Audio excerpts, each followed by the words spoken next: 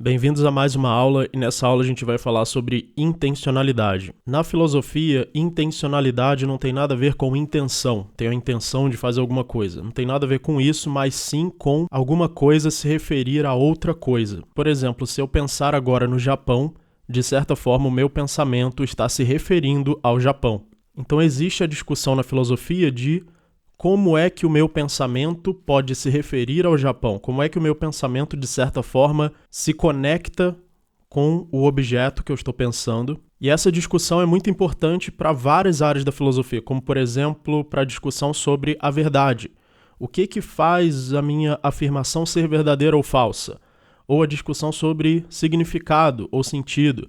O que faz o significado da minha linguagem ser uma coisa que está em outro lugar? E também sobre a filosofia da mente, o que permite que sequer exista a intencionalidade, o que permite que algo possa se referir a outro algo. Outras formas como podemos chamar a intencionalidade seria a acerquidade, no sentido de algo ser acerca de outro algo. Meu pensamento ser acerca da China. Ou sobriedade, meu pensamento é sobre alguma coisa. Ou em inglês, aboutness, about something. Note que, em geral, a intencionalidade é atribuída apenas à mente. Apenas estados mentais podem ter intencionalidade, apenas estados mentais são sobre alguma coisa. Se você pegar um objeto físico, esse controle remoto, ele não é sobre nada. Ele é simplesmente um objeto físico, ele é simplesmente matéria. A função que a minha mente atribui a ele é sobre alguma coisa, é sobre ligar a televisão. Mas isso é uma função que está na minha mente e não intrinsecamente no objeto material. Então existe a discussão na filosofia de se todo estado mental apresenta intencionalidade ou apenas alguns estados mentais apresentam intencionalidade ou nenhum estado mental apresenta intencionalidade. E os filósofos vão discordar e vão tomar uma dessas três posições. Desejos e crenças contêm intencionalidade. Por exemplo, eu acredito que o sol vai nascer aproximadamente 6 horas da manhã. Isso é uma crença que eu tenho e que está se referindo ao Sol, que está se referindo ao planeta Terra, que está se referindo ao horário. Da mesma forma, um desejo, se eu desejo que faça frio amanhã, o meu pensamento está se referindo à atmosfera, ao ar, à temperatura. Os estados mentais que possuem intencionalidade são então chamados de estados intencionais. Lembrando de novo que intencional, nesse caso, não significa intenção, significa referência, significa você estar se referindo a alguma coisa. O papel desempenhado pela intencionalidade nos assuntos da mente levou o filósofo Brentano, em 1884, a considerar a intencionalidade como a marca do mental, como aquilo que caracteriza o mental. O mental é aquilo que tem intencionalidade e aquilo que não é mental é o que não tem intencionalidade. Ou seja, uma condição necessária e suficiente para a mentalidade. Algo é mental se e somente se for intencional. Alguns fenômenos não mentais podem parecer apresentar intencionalidade, como, por exemplo, letreiros, letras, escritas. Porém, se você não tiver uma mente para interpretar uma coisa escrita, uma letra, uma frase, como algo intencional e como algo que tem significado, não é possível realmente dizer que algo por escrito tenha significado intrínseco, independente da mente que está lendo e atribuindo significado àqueles símbolos. Da mesma forma, uma inteligência artificial que não tenha um sistema complexo o suficiente ou que não tenha certa característica necessária para que ela possa se referir a algo, mesmo que uma inteligência artificial desse nível, que não seja generalizado, faça uma proposição, ou pelo menos produza por escrito algo que possa ser lido como uma proposição, se não houver uma mente para atribuir significado àquela proposição, ela não é intrinsecamente intencional. A intencionalidade é algo que é intrínseco apenas na mente, apenas no observador, apenas em primeira pessoa. Isso é algo que o filósofo John Searle defende bastante, que a intencionalidade é algo que só existe em primeira pessoa e nunca em terceira. Que é a mesma coisa que dizer que a intencionalidade é um estado mental e não um fenômeno material. Da mesma forma, uma pintura ou uma obra de arte, ela apenas tem o seu significado, tanto estético quanto o seu significado literal ou literário, quando uma mente está interpretando aquela obra e atribuindo significado e atribuindo um valor estético e uma interpretação. Caso contrário, ela não tem intrinsecamente essas características, elas estão na mente do observador. Mas e se alguém quisesse negar a intencionalidade? Se alguém quisesse dizer, não, na verdade, não existe intencionalidade, na verdade, nada se refere a algo externo. Na verdade, quando você pensa, por exemplo, sobre uma árvore, o seu pensamento é sobre o fenômeno que se mostrou na sua mente da árvore, mas ele não se conecta diretamente com a árvore em si. Você poderia usar essa distinção kantiana de fenômeno e númeno, que a gente ainda vai entrar profundamente durante o curso, para justificar, por exemplo, que você nunca se refere a algo externo, que a mente nunca se refere a algo externo e que tudo que a mente se refere são conteúdos que já estão dentro dela. Então eu vou deixar por enquanto essa possibilidade para que vocês entendam que ela existe, que você pode negar completamente a existência da intencionalidade. E aí, nesse caso, você defenderia que a intencionalidade é uma ilusão. E aqueles que defendem a intencionalidade como algo real vão fazer a pergunta, então, o que faz com que o meu pensamento, quando eu penso numa árvore, esteja realmente se referindo àquela árvore, e não a uma ideia distorcida daquela árvore, e não erre o alvo e acerte outra árvore, ou acerte um cachorro, ou acerte uma lata de lixo. Então, que mira é essa que a minha mente tem, que ela acerta o alvo e o meu pensamento se refere exatamente àquilo só porque eu estou pensando naquilo? Como é que existe essa conexão? Essa conexão é real ou ela é apenas ilusória entre o meu pensamento e o objeto dele? Então, existe na história da filosofia tentativa de responder essa pergunta, e essas tentativas podem ser chamadas de formais e causais. Então existem as teorias formais de intencionalidade e as teorias causais de intencionalidade. As teorias formais da intencionalidade vão dizer que os estados mentais se referem a alguma coisa devido a características intrínsecas dos estados mentais. A versão mais antiga dessa teoria é baseada na teoria das formas de Platão. Platão sustentou que além da matéria, da qual são compostas as coisas, existe um outro aspecto que ele chamou de forma. Então, Platão tem essa visão de que existem as formas e existe a matéria, e existe também o mundo material e o mundo de formas, ou o mundo das ideias, onde existem essas formas na sua forma perfeita. Então, para Platão, todos os cavalos têm em comum a sua forma, que seria a sua cavalidade. Todas as mesas teriam sua mesidade.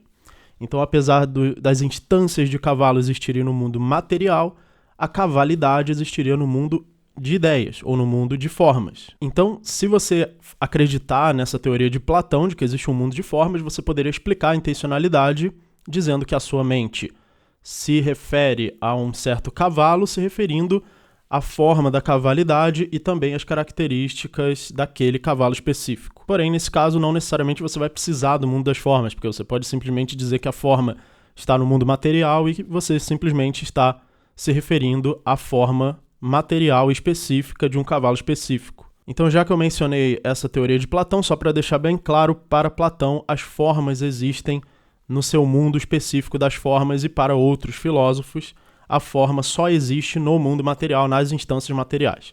Então, por exemplo, esse controle aqui tem uma forma de controle, ou seja, ele é matéria aglomerada na forma de controle. Mas essa forma de controle só existe quando a matéria está aglomerada dessa forma e não separada da matéria num outro mundo só de formas. Tanto para Platão quanto para Aristóteles, quando a mente percebe a forma de um objeto, a forma desse objeto é transferida do objeto para a sua mente. Então, nesse caso, você poderia explicar a intencionalidade dessa forma.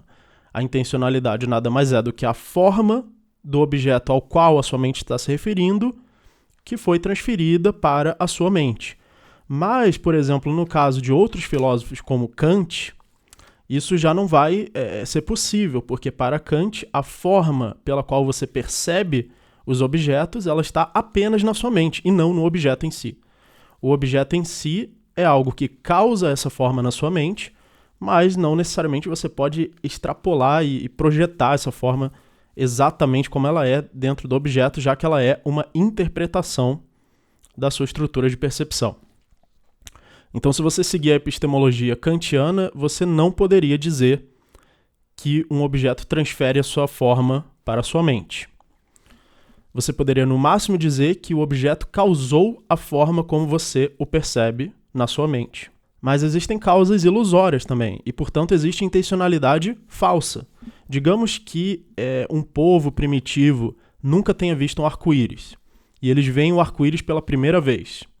E eles podem achar que realmente existe um arco, que existe um objeto em forma de arco no céu.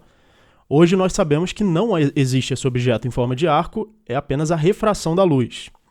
Mas digamos que alguém acredite que o arco-íris é um arco material no céu, então o pensamento dela estaria se referindo a esse arco material, ela teria a intencionalidade de se referir a um arco material, porém esse arco não existe, então você teria uma intencionalidade referindo-se a algo que não existe e, portanto, uma intencionalidade falsa, na verdade uma crença falsa.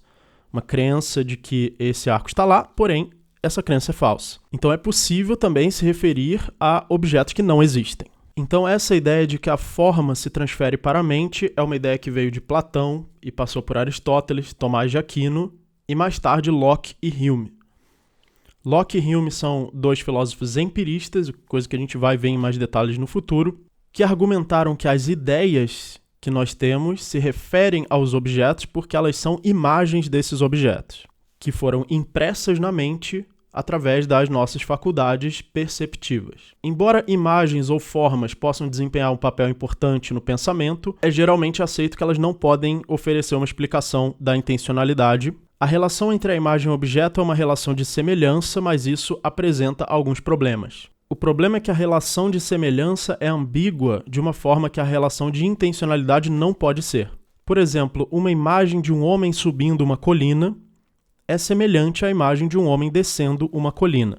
Porém, o pensamento que se refere a um homem subindo uma colina não é o mesmo do pensamento que se refere a um homem descendo uma colina. Da mesma forma, uma imagem que se assemelhe a Mahatma Gandhi também se assemelha a várias outras pessoas que são parecidas com Mahatma Gandhi. Ou, para dar outro exemplo, se existirem dois irmãos gêmeos e você pensar sobre um dos dois irmãos gêmeos, esse pensamento se assemelha, ou melhor, a imagem se assemelha ao irmão gêmeo, mas o seu pensamento de intencionalidade tem uma distinção muito mais clara da pessoa ao qual você se refere. E para contornar esse problema, existe um outro modelo formal da intencionalidade que lida com a descrição e não com a imagem.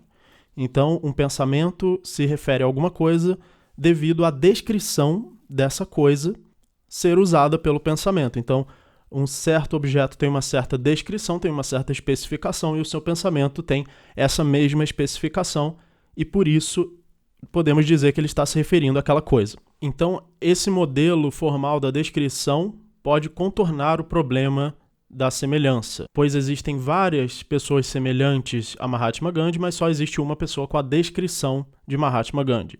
Se você descrevê-lo com características específicas, você pode distingui-lo de todas as outras pessoas semelhantes. Então podemos chamar isso de abordagem descritivista, que usa a descrição para se referir a alguma coisa. Esse modelo formal da intencionalidade descritivista também serve, além de explicar o que é a intencionalidade, ele também serve para demonstrar como funciona o pensamento. Por exemplo, quando pensamos em algum objeto, parece que podemos fazer descrições, parece que podemos fazer raciocínios, podemos analisar um objeto e até fazer previsões sobre esse objeto no futuro. Ou podemos entender o passado também, podemos desenterrar um fóssil e raciocinar sobre como esse fóssil chegou até ali, o que aconteceu antes. Por exemplo, se eu entendo o que são cavalos e o que são ovelhas, provavelmente eu posso explicar qual é a diferença entre um cavalo e uma ovelha e fazer previsões sobre o comportamento de cada um. Alguns filósofos, como por exemplo Frege, observaram que nós podemos pensar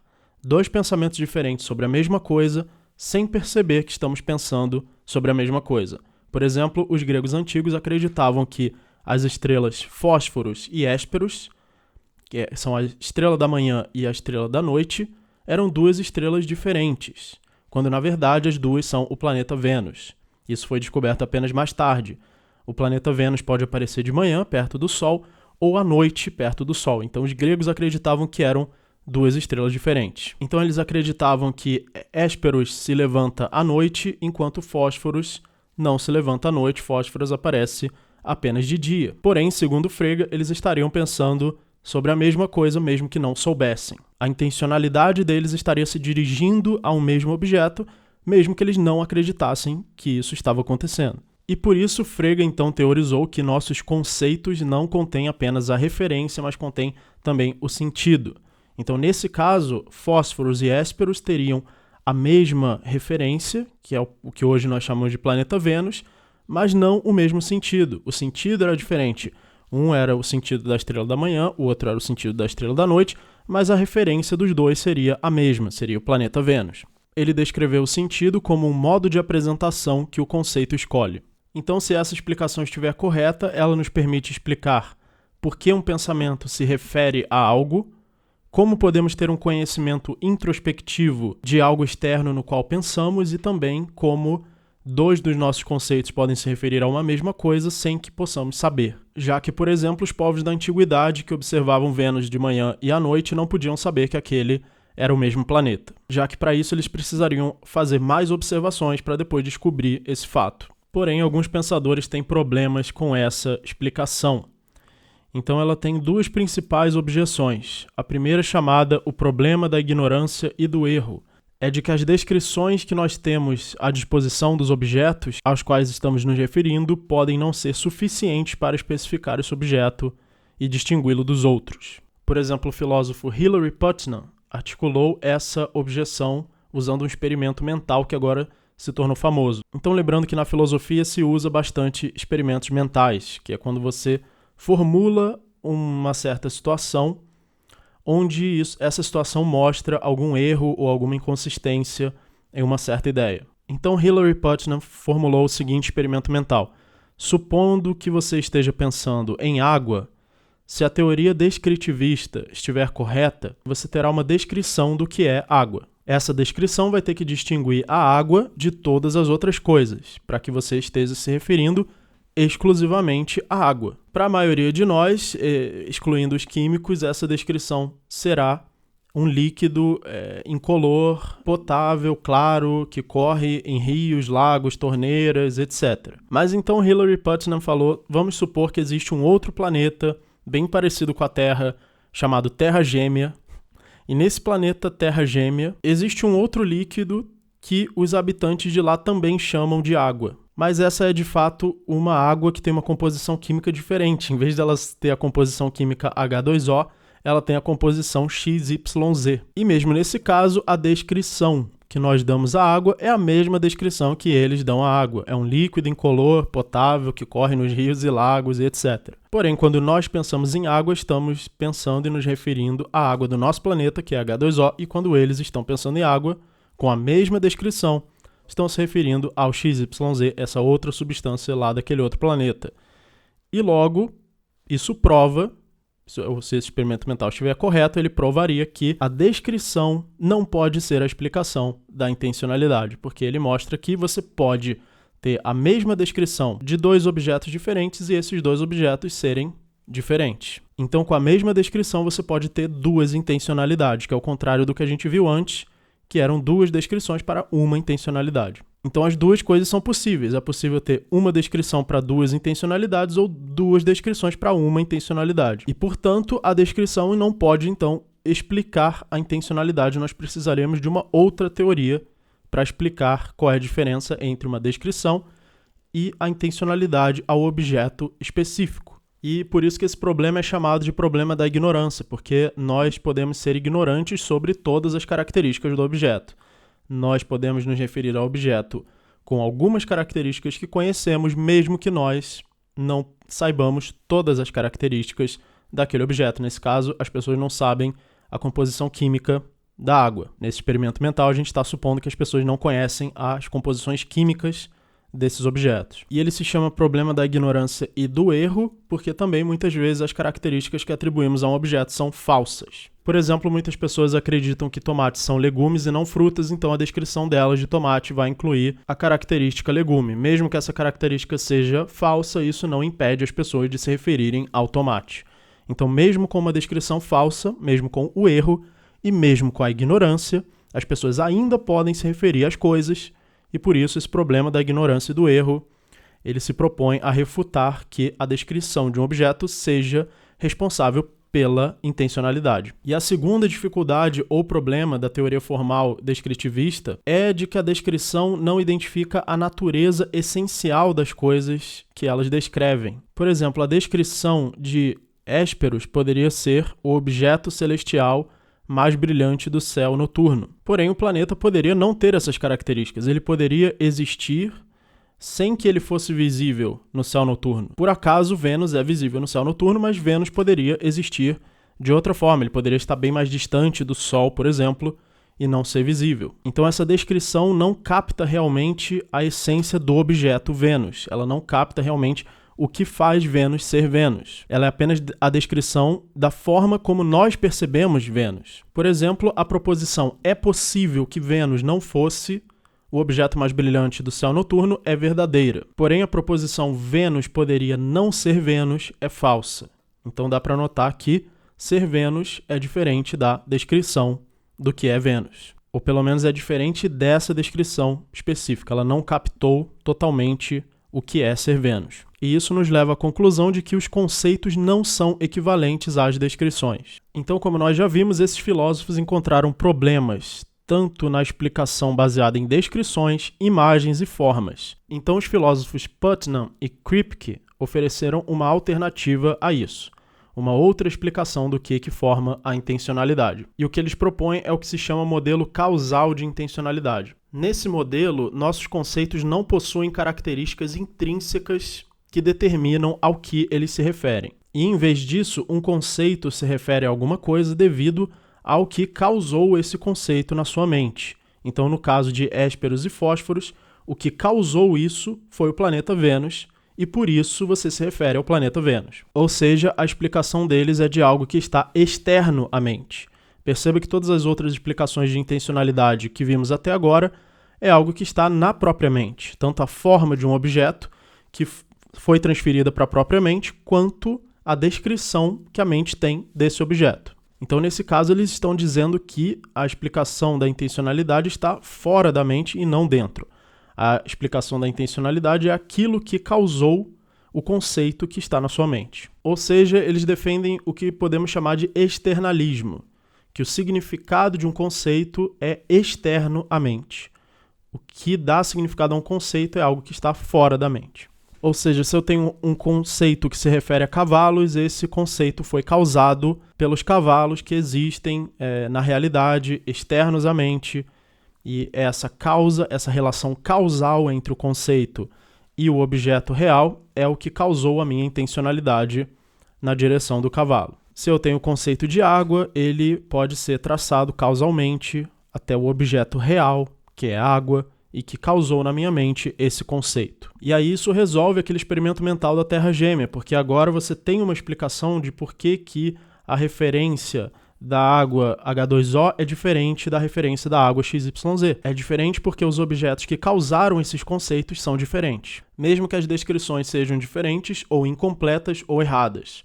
Eu posso me referir ao tomate mesmo sem saber que ele é uma fruta, mesmo que achando que ele é um legume, porque eu tive contato ou porque o objeto real do tomate causou eventos que resultaram no conceito que hoje eu tenho sobre tomate. E, portanto, esse modelo de intencionalidade funciona mesmo que eu tenha crenças falsas sobre o objeto. Mesmo assim, eu ainda posso me referir a ele. Isso também resolve o problema modal, de possibilidade de que em outro mundo possível, Vênus poderia não ser o objeto mais brilhante do céu, mesmo assim seria o mesmo objeto, seria a mesma causa do conceito que eu tenho de Vênus. No entanto, esse modelo causal, que se opõe ao modelo formal, também tem os seus problemas. Por exemplo, ele tem problemas em explicar como podemos refletir sobre os objetos em nossos pensamentos e dizer algo sobre eles se os conceitos não contêm nenhum componente formal, ou seja, se o conceito do objeto em si não contém nada sobre a descrição formal dele, então como é que eu posso dizer alguma coisa sobre ele? Já que tudo que eu disser sobre ele vai estar baseado nos componentes formais e descritivos que eu tenho daquele objeto. Então, nesse caso, quando nós dizemos alguma coisa sobre um objeto, quando sabemos alguma coisa específica, alguma característica de algum objeto, a explicação desse conhecimento e desse significado seria misteriosa, porque eu não poderia conectá-lo com o objeto através da sua forma e da sua descrição formal. O modelo causal também falha em explicar como podemos ter múltiplos pensamentos sobre a mesma coisa sem perceber. Embora modelos formais possam explicar isso, já que diferentes descrições podem se referir ao mesmo conceito, o modelo causal tem dificuldades em explicar isso, pois se o conceito é definido pela sua origem causal e os conceitos de fósforos e hésperos têm a mesma origem causal, então os dois conceitos não poderiam ser diferentes.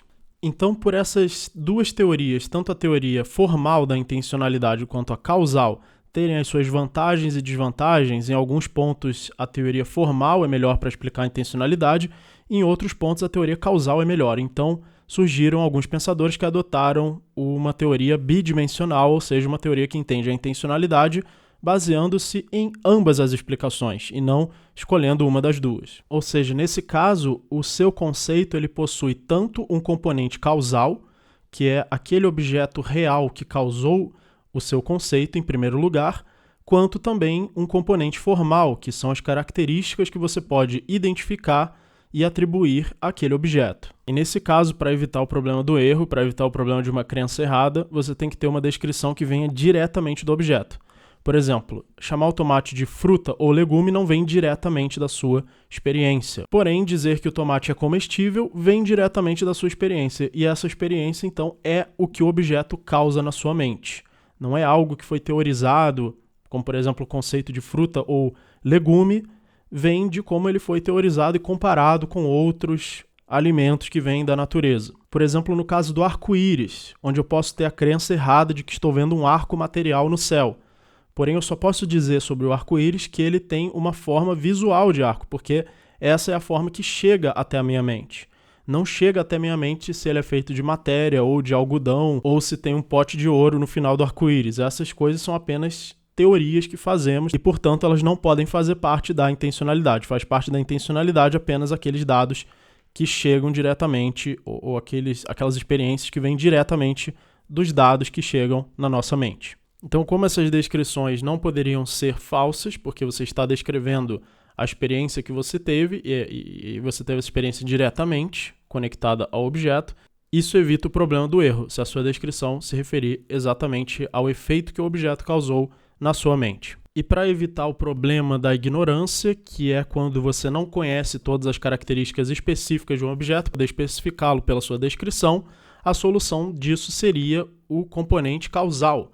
Seria descrever a origem causal da sua experiência e que causou aquele componente formal, evitando assim o problema da ignorância. Então, para que essa descrição especifique, por exemplo, a diferença entre a água H2O e a água XYZ, ela deveria dizer aquele material ou aquela coisa real que causou a minha experiência de água, e incluindo isso na sua descrição, você então distingue o H2O do XYZ, já que a substância ou a coisa real que causou a experiência, no caso, seria o H2O, se você estiver na Terra, e XYZ se você estiver na Terra gêmea, especificando assim e permitindo que a gente possa determinar ao que você está se referindo. Ou mesmo, digamos, que seja verdadeira aquela teoria da simulação, de que o universo é uma simulação. E aí, nesse caso, você poderia pensar, mas se o universo inteiro fosse uma simulação de computador, não haveria realmente nenhum material real causando as minhas experiências. Então, ao que realmente eu estaria me referindo?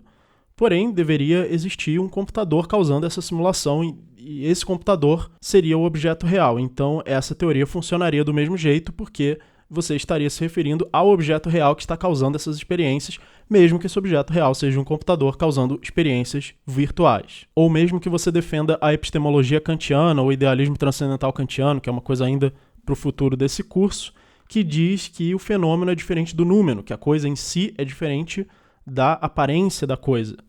Então essa teoria valeria mesmo nessa epistemologia, porque ela diria que o númeno, a coisa em si, causa a sua experiência, causa o fenômeno, que é a aparência, então a sua intencionalidade estaria se referindo ao número como origem causal do fenômeno, e o fenômeno incluindo assim também a descrição do objeto. Se você não entendeu essa parte de epistemologia kantiana, não se preocupe, porque no futuro do curso a gente vai ver isso e provavelmente você vai entender tudo que eu falei nessa aula. E sobre aquele problema modal, aquele problema de que Vênus poderia não ser o objeto mais brilhante do céu em outro possível mundo, ou poderia ter caído algum objeto celeste coberto Vênus de alguma substância que tornaria a aparência dele diferente, então a descrição dele seria diferente, ou se ele estivesse a uma distância diferente da Terra, a descrição de Vênus poderia ser muito diferente e mesmo assim o objeto ser o mesmo, em um outro mundo possível, em uma outra possibilidade.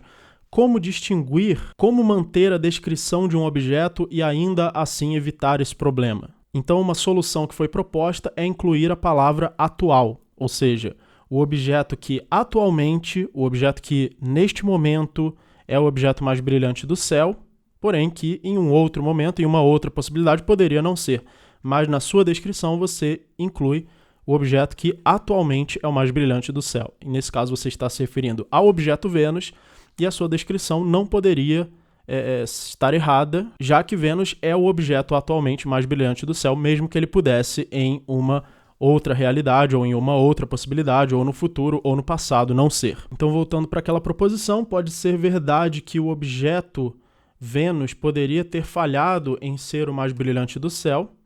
Isso é verdadeiro, porém, o objeto Vênus atual poderia não ser o mais brilhante do céu. É falso, porque se é verdadeiro que ele atualmente é o objeto mais brilhante do céu, então isso é verdadeiro e não poderia, possivelmente, em outra possibilidade, ser falso, já que eu estou falando do momento presente. Nesse caso, você sempre se refere ao objeto no momento presente e não em uma outra possibilidade, e não no passado e não no futuro, mas sempre no presente, e isso evita aquele problema da possibilidade dele ter outra forma ou outra descrição em outro momento. Então, voltando para o material água, a descrição da água seria o material atual, ou seja, o material que está agora causando a experiência na minha mente de ser líquido e potável e transparente, correr em rios e lagos, etc. E usando essa forma de descrição e incluindo também a causalidade, ou seja, você está incluindo nessa descrição também aquilo que causou, aquela coisa real, a coisa em si que causou essa experiência.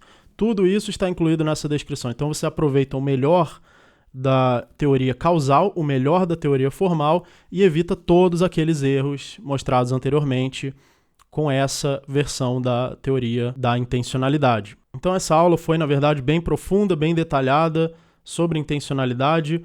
Se você não entendeu todos esses detalhes, todas essas teorias, todos esses argumentos, não tem problema, não se preocupe com isso, porque nesse momento do curso o objetivo principal da aula foi introduzir a ideia de intencionalidade. Então, se você apenas entendeu o que significa intencionalidade, então essa aula já serviu para você.